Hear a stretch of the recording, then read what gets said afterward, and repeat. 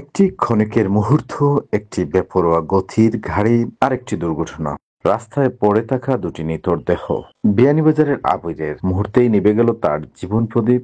পিতামাতার একমাত্র ছেলে ও দুই বোনের একমাত্র ভাই আবিরের না ফেরার দুঃখ পরিবারটি ভুলবে কেমন করে। শুক্রবার বিকেলে বাইক নিয়ে ঘুরতে গিয়ে মৌলভীবাজারের ব্রাহ্মণবাজার এলাকায় এক মর্মান্তিক সড়ক দুর্ঘটনায় কেড়ে নিল সব।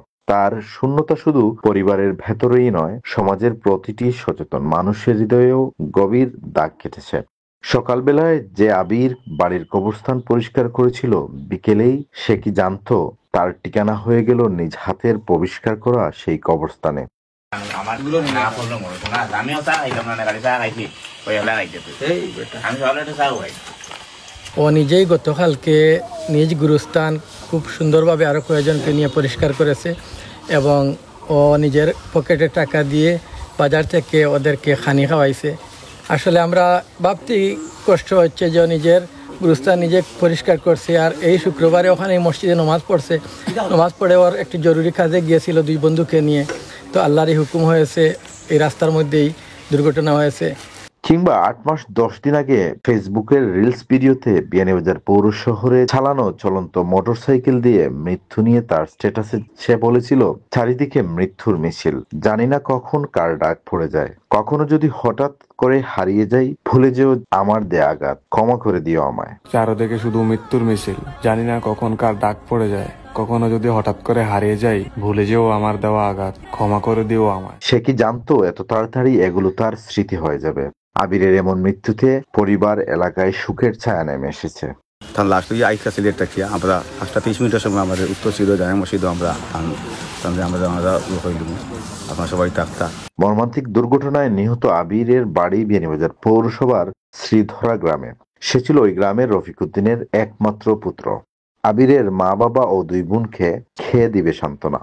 শুধু আবির নয়, এই দুর্ঘটনায় গুরুতর আহত হয়েছেন বিয়ানীবাজারের আরেকজন তরুণ। আবিরের অকাল মৃত্যু আমাদের শুধু দুঃখ ক্ষোভে ডুবিয়ে রাখার জন্য নয়, বরং এর মধ্য দিয়ে শুরু হতে পারে এক নতুন চেতনার যাত্রা, একটি নিরাপদ, সচেতন ও দায়িত্বশীল সড়ক ব্যবস্থার।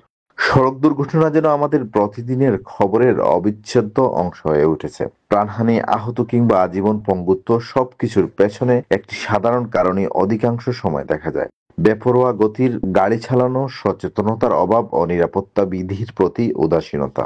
এই প্রেক্ষাপটে শুধুমাত্র সচেতনতাই নিরাপদ যাত্রা আনতে পারে, যাতে করে মানুষের জীবন হবে নিরাপদ, প্রাণও যাবে কম। নিরাপদ মোটরযানের অর্থ শুধু যান্ত্রিক দিক থেকে ভালো অবস্থা বোঝায় না, এর সঙ্গে জড়িয়ে আছে চালকের সতর্কতা, ট্রাফিক আইন মেনে চলা, সিট বেল্ট বা হেলমেট ব্যবহার, নিয়মিত গাড়ির ফিটনেস পরীক্ষা ও যাত্রীদের সচেতন আচরণ। এটি কেবল ব্যক্তিগত সচেতনতায় থেমে থাকলে হবে না, পরিবার, শিক্ষা প্রতিষ্ঠান, গণমাধ্যম এবং সরকার সবাইকে নিয়ে একটি সম্মিলিত উদ্যোগী পারে এই বার্তাকে বাস্তব রূপ দিতে। যা ইতিমধ্যেই করে চলেছেন নিরাপদ সড়ক চাই আন্দোলন নিয়ে চিত্রনায়ক ইলিয়াস কাঞ্চন। প্রতিটি মোটরযান চালকের উচিত নিজের যানবাহনকে নিয়মিত পরীক্ষা করা, লাইসেন্সবিহীন চালনা থেকে বিরত থাকা ও অন্যের জীবনের মূল্য উপলব্ধি করা। আর যাত্রীদেরও সচেতন হতে হবে, বেপরোয়া চালনা দেখলে প্রতিবাদ জানাতে হবে, ট্রাফিক আইন মানতে হবে, সবাইকে উৎসাহ করতে হবে। আমরা যদি আবিরের মৃত্যু থেকে শিখি, তবে প্রতিটি গতি আমাদের জন্য এক নতুন আলোর দিশা হতে পারে।